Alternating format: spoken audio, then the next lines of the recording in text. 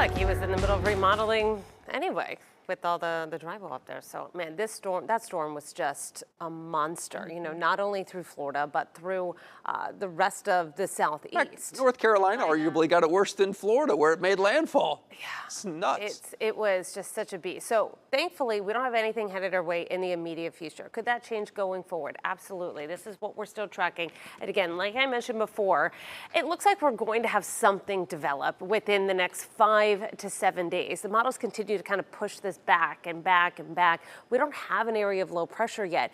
We have moved this orange area a little bit off to the west. Now, before it starts to develop, it could curve back to Florida, but it hasn't really developed yet. If it starts to form a little bit farther to the west, that would delay our impacts in a big way. It would take maybe early next week, mid next week before something would head our way.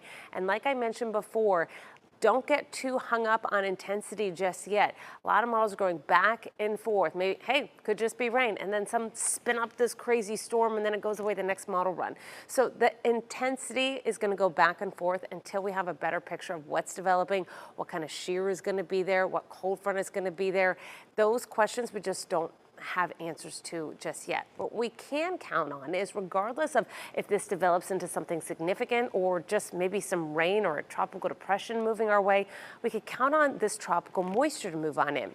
That's going to be indicated here with that dark red, that maroon color, and the purple. So basically, you're going to have a very wet sponge of an atmosphere, meaning it could rain at a moment's notice. So that is going to kind of slide on in. You don't see any big starks in change of contrast. That's going to indicate maybe a cold front that's well off to the west here by Saturday. So maybe something starts to develop, just throws a bunch of tropical moisture our way while we wait for it to develop, and then this cold front kind of heads our way. So the timing is just so in flux of what could be into next week. Could be something, could just be some rain. For now, we're going to track increase of rain chances starting Sunday night potentially into next week, and we'll track to see if any more areas of low pressure begin to develop. What we do know is that the water is warm, so it's beyond just warm water.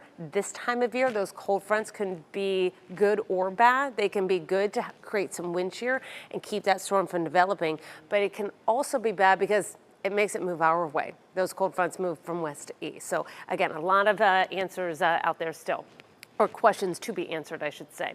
In the meantime, we still have a lot of tropical moisture in place, so rain continues for tonight. A couple of stationary showers out through Matlacha and Pine Island, south of Bokeelia. Nice little lightning show if you're not getting the storm here. Farther inland, near south and east of LaBelle, also south and east of Lehigh, these storms are fading away. Speaking of rain potential, I showed you this earlier, but this could be maybe our biggest impact, depending on what the impacts could be. Rain, we have 2 to 3 inches over the next 7 days, which is manageable, of course, but do you see how there's higher rainfall totals out into the Gulf associated with some type of tropical development, and that's what we're going to keep our eye on. Okay, as far as rain is concerned for tomorrow, kind of in a similar like to today, we'll have those storms begin to develop, isolated, becoming a little bit more scattered.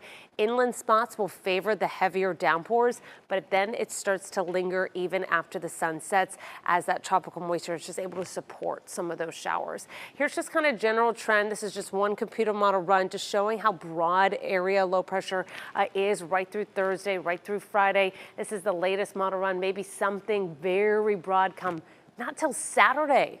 So we have a while to watch this. It's only Tuesday. By the way, Hurricane Kirk, not headed our way, will most likely become a major hurricane. It's going to stay out to sea. Tonight, 77 degrees, it's mild. We still have storms kind of lingering around. Tomorrow, we'll do it over again. The heaviest rain will be inland, kind of drifting over to the coastal spots for the late evening hours. So the weekend, again, the forecast is a little in flux. If that continues to slow down development, our rain might not increase until Monday, but let's count on maybe Sunday night into Monday and into early next week for now. And with that, cloud cover and cloud cover will follow with the temperature will follow some of the cloud cover into the mid to upper 80s. That's your first alert forecast.